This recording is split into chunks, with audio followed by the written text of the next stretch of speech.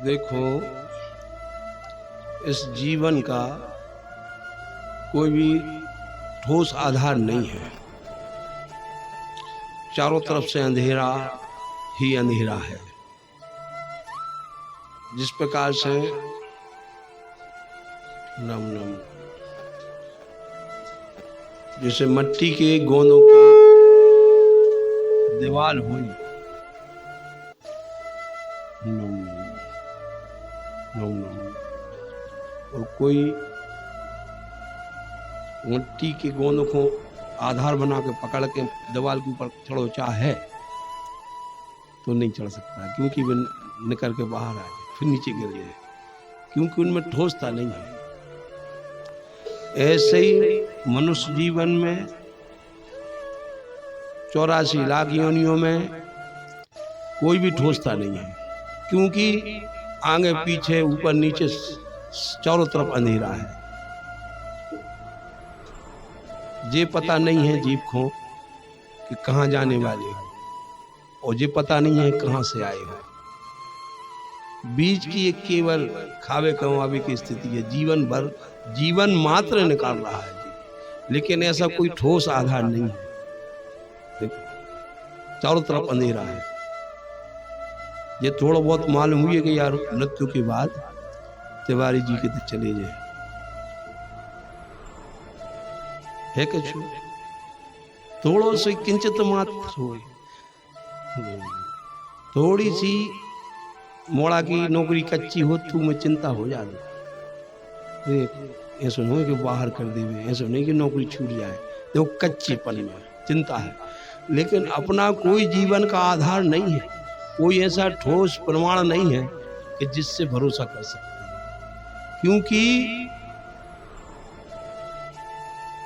इस अंधेरे में, अच्छा एक और है विचित्र बात, वो भगवान से प्रमाण मांगना चाहता है। देखो खुद झूठ में खड़ा है, कीचड़ में खड़ो है, नहीं नहीं नहीं नहीं नहीं, नहीं। समय वो तो नहीं हो जाए, फालतू समय तो नहीं, इससे क्या फायदा हो जाएगा, इससे क्या फायदा हो जाए। भाई तुम कौन से फायदा में खड़े हो, तुम भी तो 84 लाख योनियों में खड़े हो, तुम कौन से फायदा में खड़े हो, तुम भी तो अंधेरे में खड़े हो। इसे ऐसे हो जाएगा क्या, राम नाम जब भी से कल्याण हो जाएगा, तो वो खुद अंधेरे में है और सत्यता का प्रमाण मांगना चाहता है। हाँ, उसके पास कोई ठोस स्वयं आधार हो तब तो वो कहेगा नहीं हमारे पास है, जा छूट जाए पर जो कैसे, जैसे कोई महलों में रहते भाई ऊपर वो कोई बात कि दूसरे महल में चले जाओ, तो जा सोचे भाई हम तो खुद पहले से महल में रह रहे हैं। तो अगर तुम्हारे पास कोई ठोस आधार हो तो तुम मुड़े मटकाओ। जब तुम स्वयं अंधेरे में खड़े हो, कीचड़ में खड़े हो, अंधकार में खड़े हो, तो वो तो केवल बचने की कोशिश करता है कि इस कुआ, घोर कुआ के अंदर करोड़ों जन्मों से उसी घोर कुआ के अंदर खड़े हो, तो उसमें कोई अगर अवलंब मिलता है या कोई रस्सी मिलती है तो उसको वही आधार है। और देखो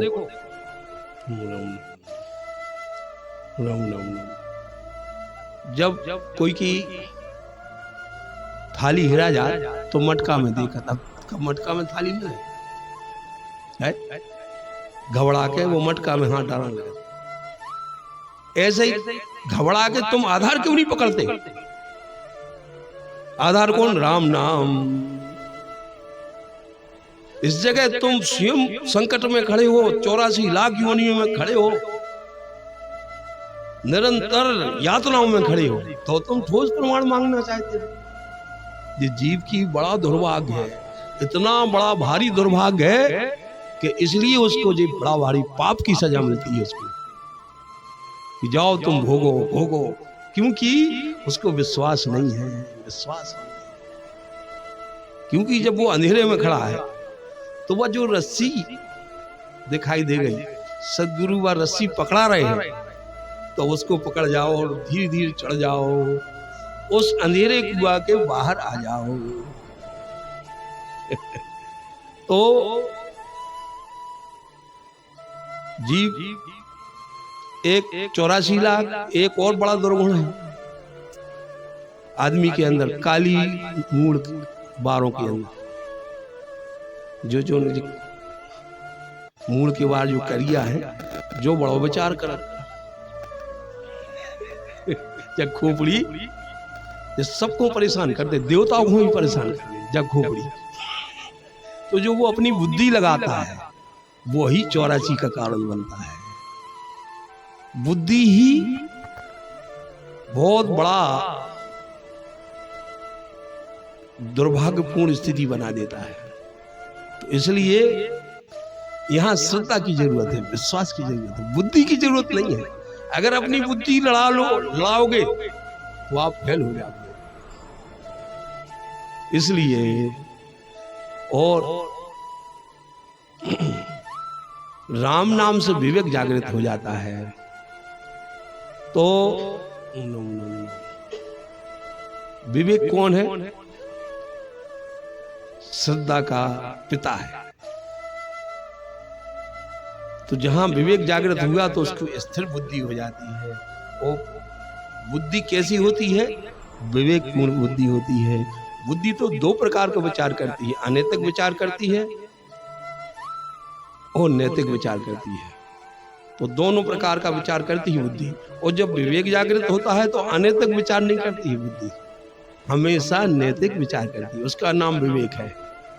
विवेक यानी जो केवल नैतिक विचार में डूबा रहे, उसका नाम विवेक है। और जो दोनों प्रकार का विचार करे उसका नाम बुद्धि है। क्योंकि ज्यादातर बुद्धिमान आदमी गलत काम करते हैं, उसको उपयोग करते हैं। देख लो, सुनो, बेचारे भोले भाले आदमी का हनन करते हैं बुद्धिमान आदमी। समझ उन